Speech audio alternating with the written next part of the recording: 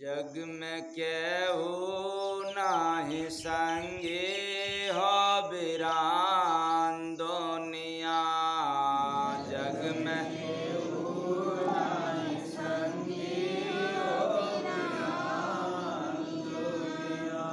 बिरान दुनिया ओ बिरान दुनिया।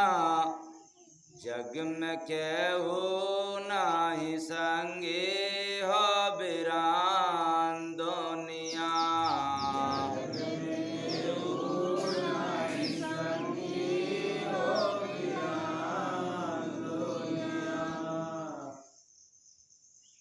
बन के घुमबा तुम मतंगी हो बिरान दुनिया।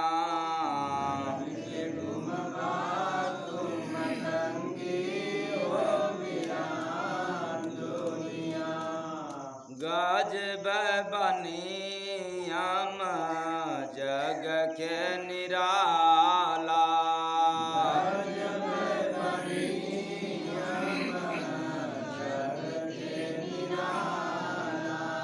सुखवा के साथी सब दुख में न आवेला।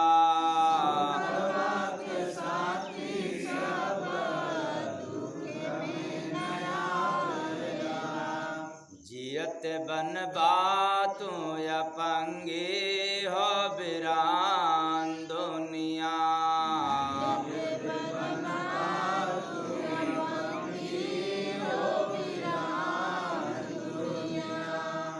आंगुली पकड़ चले जे हो सिखाई।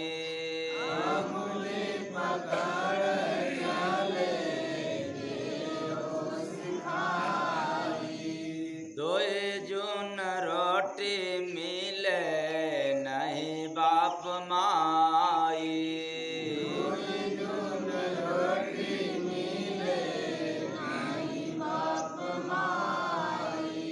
सह माई बाबू तंगे हो बिरान दुनिया।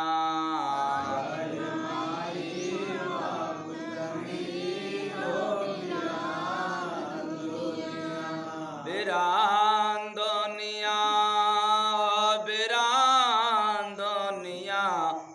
बन के घुमबा तुम मतंगे हो बिरान दुनिया।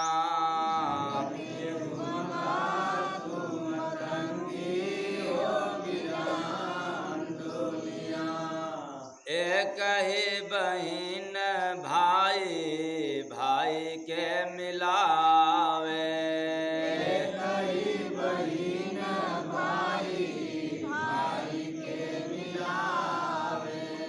बन के बहू जब आवे झगड़ा लगावे।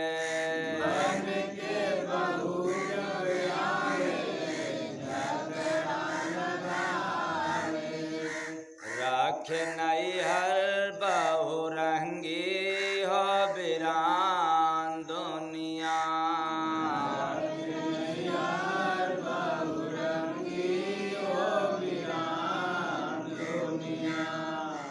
माता पिता ना जनलो सास ससुर के। माता पिता ना जनलो सास ससुर के। सेवा न कायलो कहवनी कसूर के। सेवा न कायलो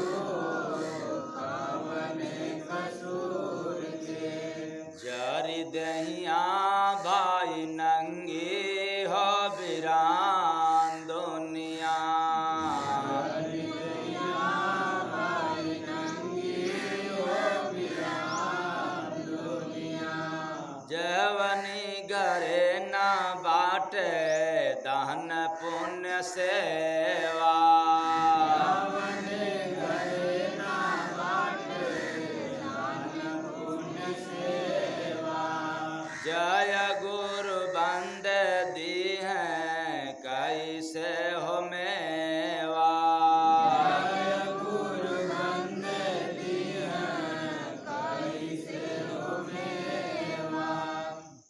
इस बनवास सत्संगी हो बिरान दुनिया।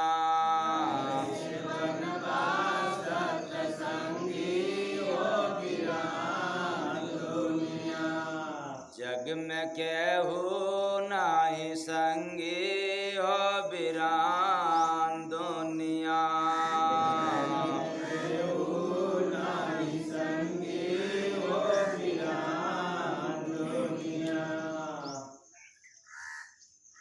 साहेब सबका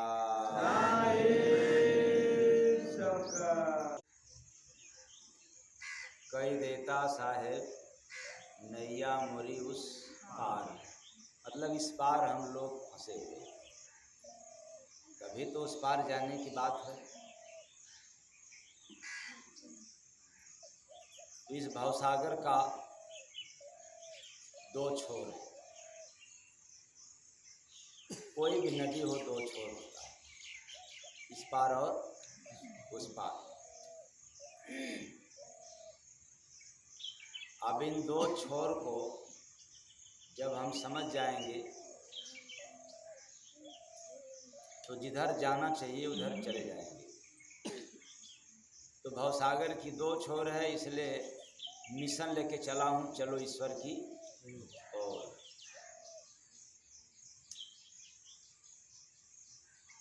एक छोर है संसार और दूसरा छोर ओंकार।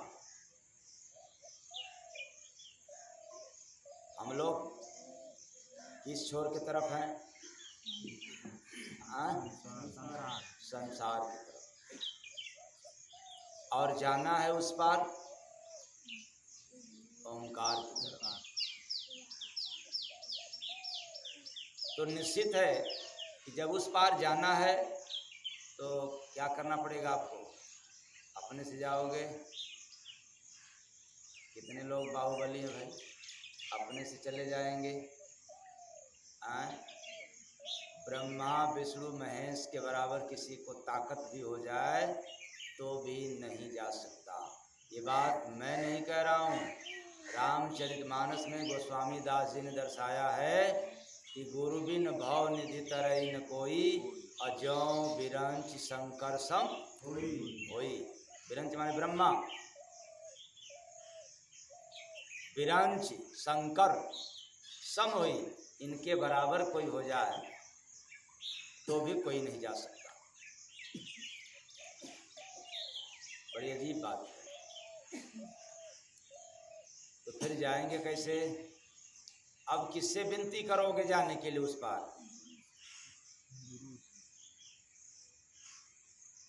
तो जा करके करना कि कही देती माई, क्या नैया मोरी उस पार, कही देती देवी। क्या करोगे? किससे कहोगे? क्योंकि प्रमाण मिलता है कि गुरु बिन भव निधि तरई न कोई, बिना गुरु का कोई भवसागर पार नहीं जा सकता। तो फिर किससे पुकार करोगे, किससे गुहार लगाओगे? कही देता देवता नैया मोरे उस पार, कही देता देवता।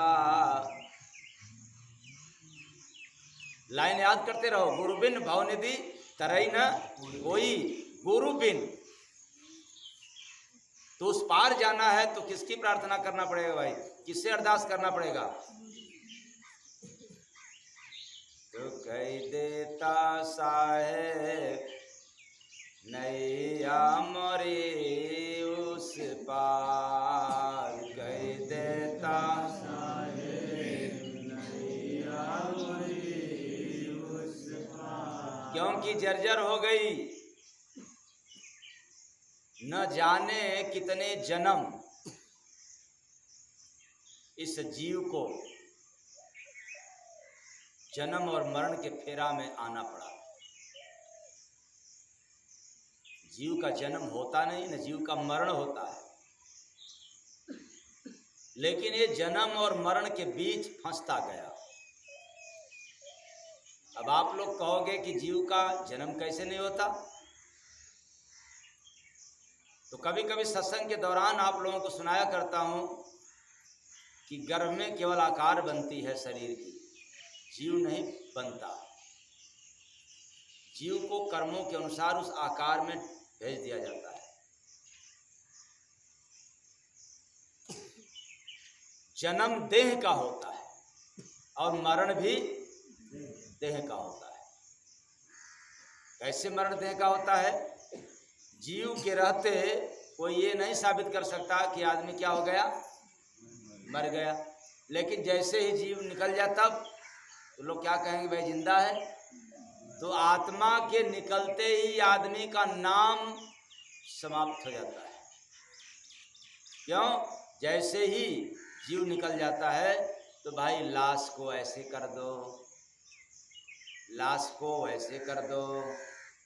अब फिर ये कोई नहीं कहता कि फलाने को ऐसा कर दो, फला को ऐसा कर दो, क्योंकि फला तो गया। तो फला था कौन? जीव था।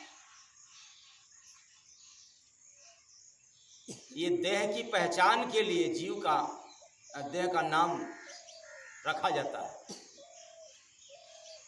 जीव का कोई अनेक नाम नहीं है। यह पहचान के लिए, हमारे आपके शकल की पहचान के लिए, जड़ की पहचान के लिए ये नाम रखा जाता है। वरना केवल पैसे पैसे कहें, चलो कोई बात नहीं है, किसी के पास 1 रुपये हो जाए, किसी के पास 5 रुपया, किसी के पास 10 रुपया, 50, 100, 200, 500, उसके बाद फिर 2000 की नोट, तो है तो रुपया। लेकिन भाई रुपया दो, कितना दो? अरे रुपया दो ना। पूछेगा ना भाई कितना रुपया? बेटा मांग दे, फीस दो, पापा मम्मी फीस दो। कितना फीस? 50 रुपये, 100 रुपये, 500 रुपये, 2000, जो भी नाम रखना पड़ता है। रुपया है, एक नाम है रुपया, लेकिन उस रुपये की पहचान चाहिए, कितना चाहिए। ऐसे परमात्मा ने इंसान को भेजा है। इस धरती पर जितने आए हैं मानव तन में, सब मानव है, लेकिन उनकी पहचान के लिए कि देखो भाई ये चोर है, ये फलाने क्या है, इसका मुहर लग गया, ये चोर है, ये बदमाश है, ये चरित्रहीन है, ये रोगी है, ये भोगी है, ये जोगी है। ये पहचान करने के लिए, इसलिए न जाने कितने जन्म आत्मा पहचान में आई, लेकिन आज तक इसको कोई पहचान नहीं पाया। जीव निकल गया, देह चला गया शमशान घाट पे। तुम्हारे सामने पैदा हुआ और तुम्हारे ही सामने समाप्त हो गया। पर याद रखना, जीव न तुम्हारे सामने आया न तुम्हारे सामने गया, उसको देख नहीं पाया।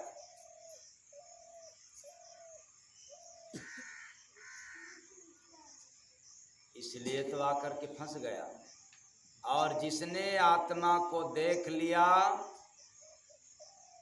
भवसागर पार हो गया। तो हमें उस पार जाना है तो अपनी तलाश, अपनी खोज करना है, अपनी पहचान करना है कि मेरा पहचान क्या है। इसलिए अचेतन प्राणी, उस पार जाने के लिए आपको गुरु के शरण में जाना पड़ेगा। जब गुरु से प्रार्थना करोगे, निवेदन करोगे, विनती करोगे, तब तुम्हारे अंदर जो सामर्थ्य है, जो तुम्हारे अंदर ताकत है, उसका बोध कराता है गुरु, उसकी पहचान करवाता है, और वो पहचान करते ही हम उस पार जाते हैं। क्योंकि आने और जाने की सामर्थ्य जीव को है, न कि देह को। अगर देह को होता आने जाने की सामर्थ्य तो शमशान घाट पे भी ये अपने से चला जाता। क्यों? कोई अपने से जाना चाहता है शमशान घाट? पसंद है? जब तक चार लोग कस के बांध करके कंधे पर नहीं रखेंगे तब तक शमशान घाट पे हम जा नहीं सकते। ये चार लोगों के कंधे पर ही शमशान घाट जाते हैं।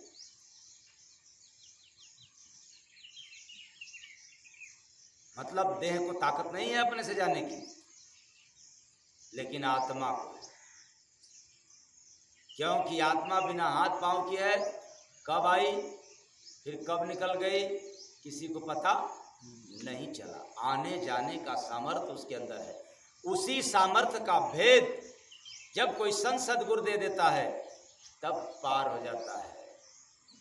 और जब तक इसको राज मिलता नहीं, अपनी पहचान होता नहीं, तब तक जीव संसार से ओंकार की तरफ नहीं जाता। तो सामर्थ्य इसके पास है पहले से। जो लड़का पढ़ने में टॉप रहता है उसके अंदर सामर्थ्य, उसके अंदर क्षमता पहले से है, मास्टर ने नहीं दिया। वो ताकत उसके अंदर है।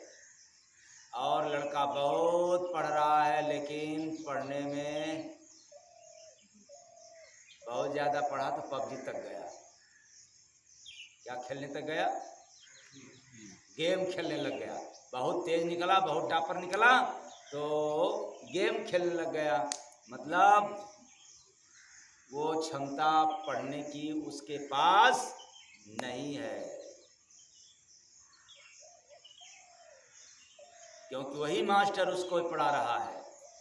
और वही मास्टर न जाने क्लास में कितने बच्चों को पढ़ाता है। तो जिसके अंदर कैपेसिटी ज़्यादा है वो ज़्यादा कैच करता है, जिसके पास कम है वो कम करता है। वही बात है जो आत्मा चेत गया, जिसके अंदर सामर्थ्य आ गई कि हम तो पार हो जाएंगे, तब गुरु का सहारा मिल गया, पार हो गया।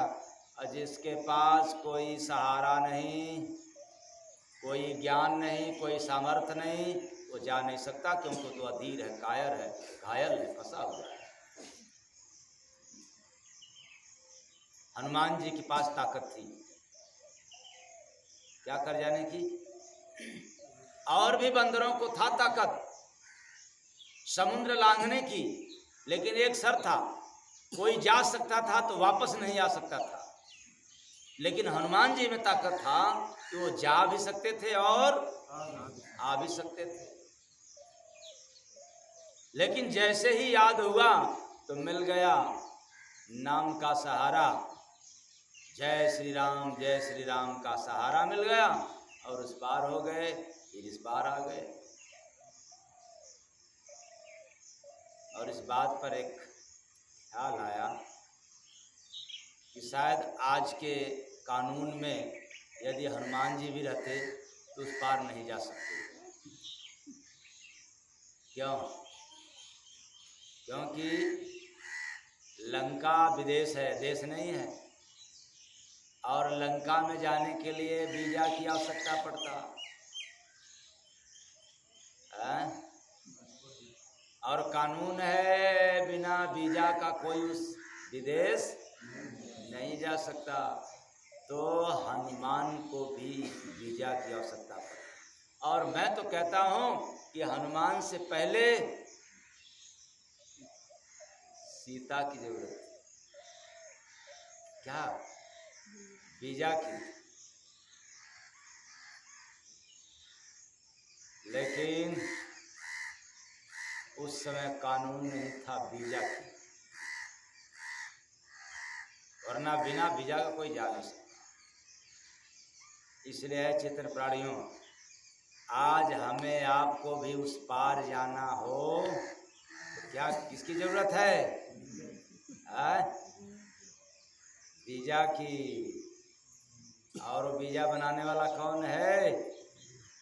कह देता साहेब नैया मरे उस पार, कह देता साहेब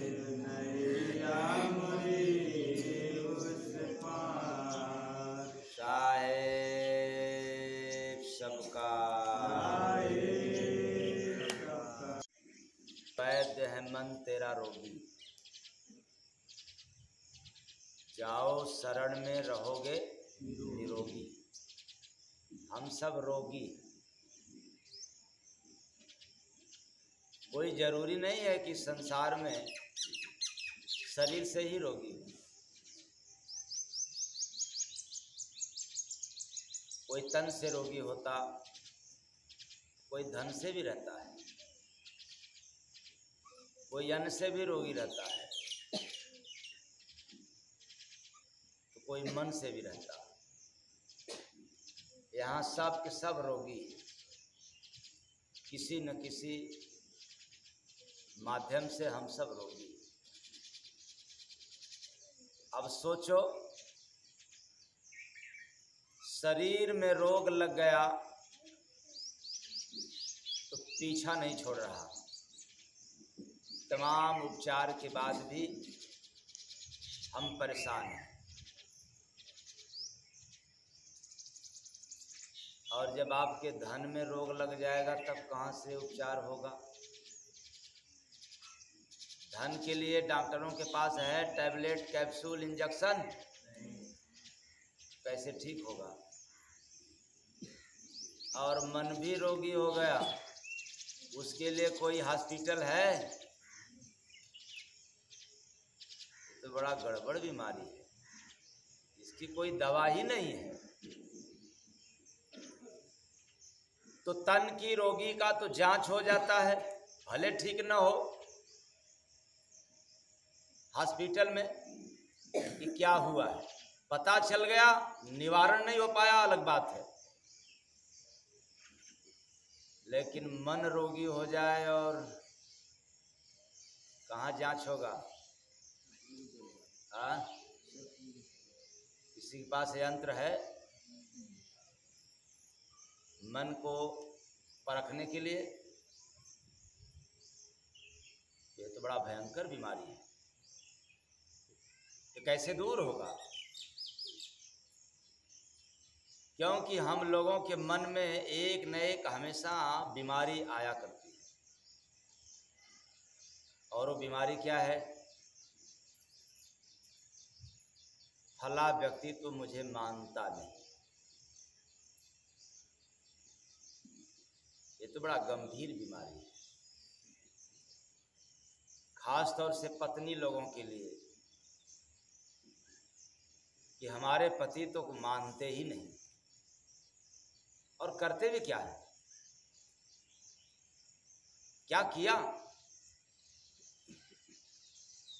ऐसी बीमारी लगी है, आज तक इसका इलाज नहीं हो पाया।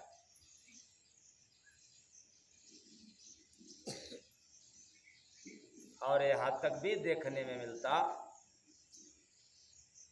कि ऐसे बीमारी के लिए भर्ती की कहीं व्यवस्था दुनिया में नहीं है।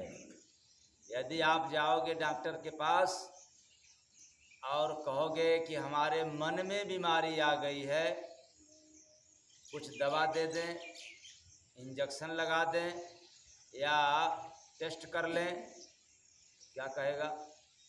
कहेगा ये तो पागल है। मन में जैसे बीमारी का नाम लिया तो डॉक्टर कहेगा कि पागल है, डिस्टर्ब है। और तन में बीमारी का नाम लोगे तो कहेगा कि चलो आओ मेरे लायक।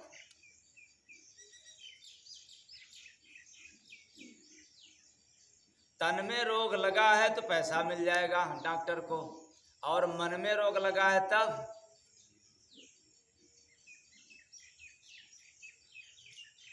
तो डॉक्टर साहब फला व्यक्ति को देखते ही मुझे जलन की बात आ जाती है, भाव आ जाता है, इसकी कोई दवा बोलो। रहम करें डॉक्टर साहब, मैं बहुत ईर्ष्यालु हूँ। जैसे ही किसी को देखता हूँ, कुछ खास लोगों को देखता हूँ तो देखते ही ईर्ष्या पैदा हो जाती है, डाह होने लग जाता है, जलन पैदा हो जाता है। और ऐसी दवा दें कि उसको देखने के बाद जलन पैदा न हो। तब डॉक्टर क्या कहेगा भाई? तो एक एक साधक, एक भक्त अपने गुरु महाराज के पास जाकर के कहता है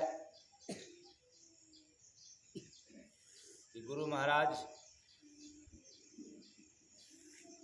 ओ ऐसी सुंदर नारी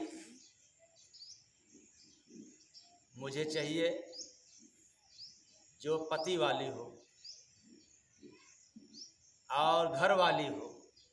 लो पति वाली हो, उसके बाद घर वाली हो,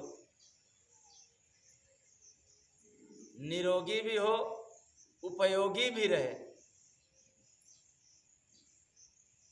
कृपा कर दें कि ऐसी नारी मिल जाए। गुरु महाराज ने कहा कि भाई इसका दिमाग खराब हो गया है, इसको बाहर कर दो। कहा गुरु महाराज आशीर्वाद चाहिए।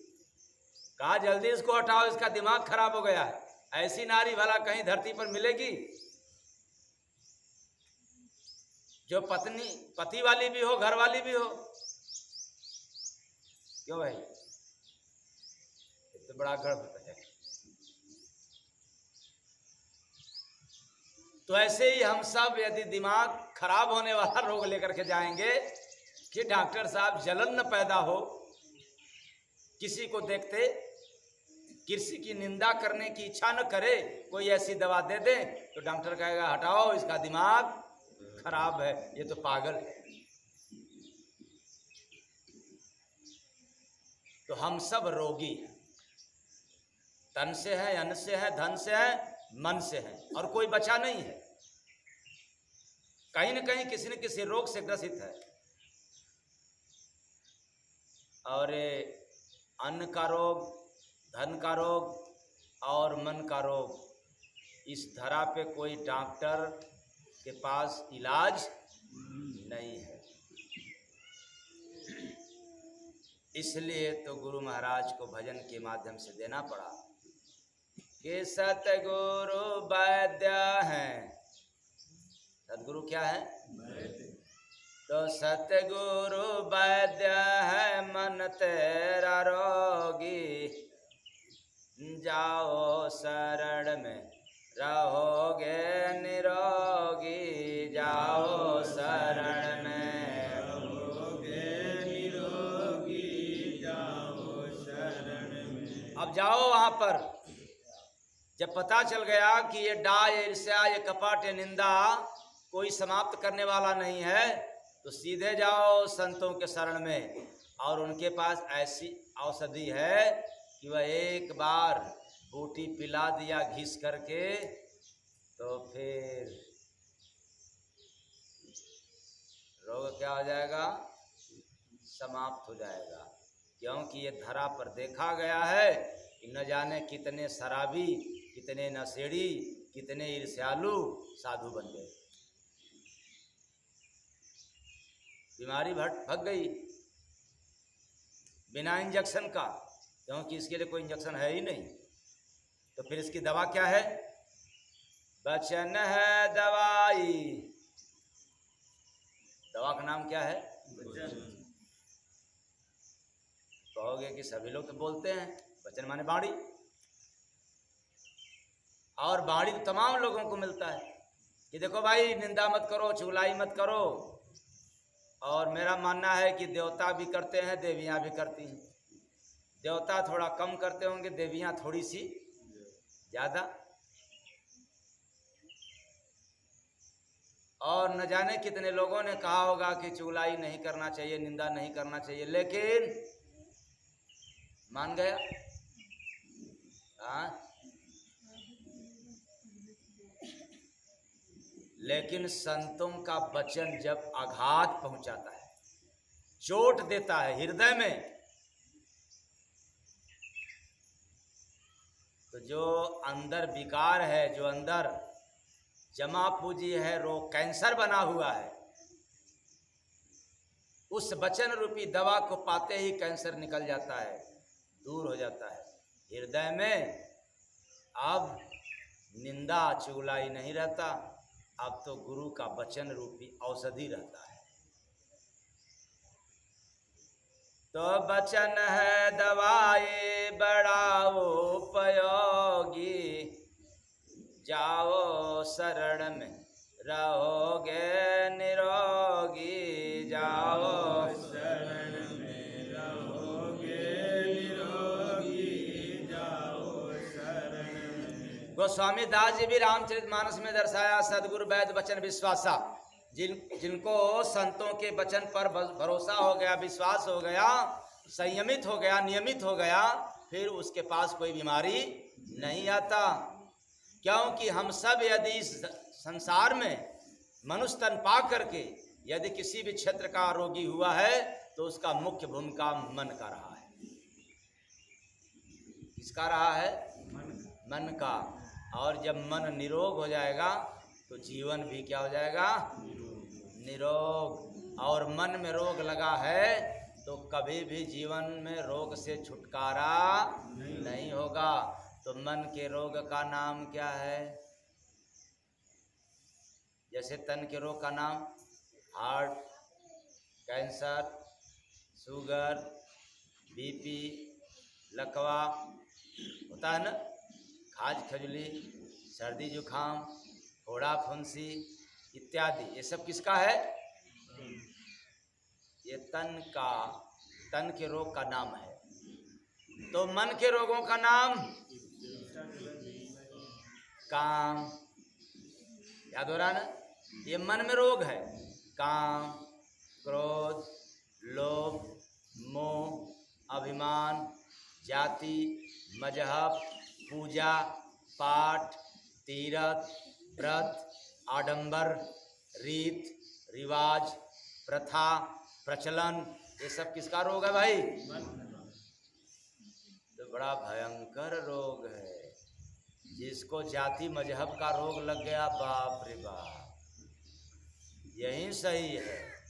जिसको निंदा चुगलाई करने का रोग लग गया, फिर गड़बड़ हो गया। और जिसको रीति रिवाज का कि हम यही पूजा करेंगे, वो नहीं कर पाएंगे, एक छोड़ देंगे तो ऐसा हो जाएगा वैसा हो जाएगा, ये तो बड़ा भयंकर बीमारी है, महामारी है।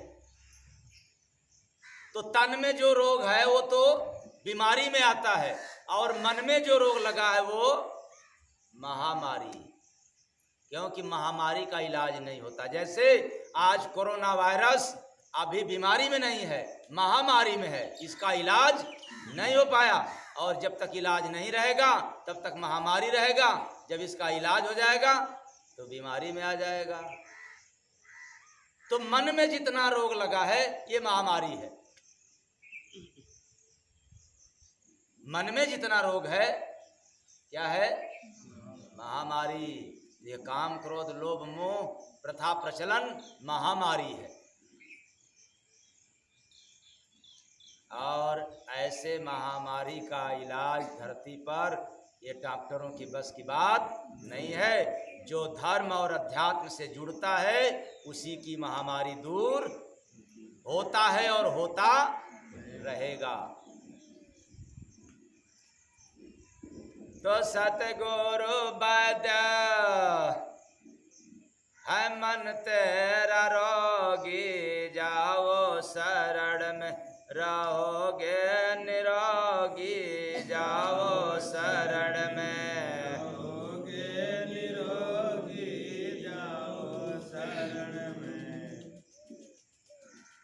साहेब सबका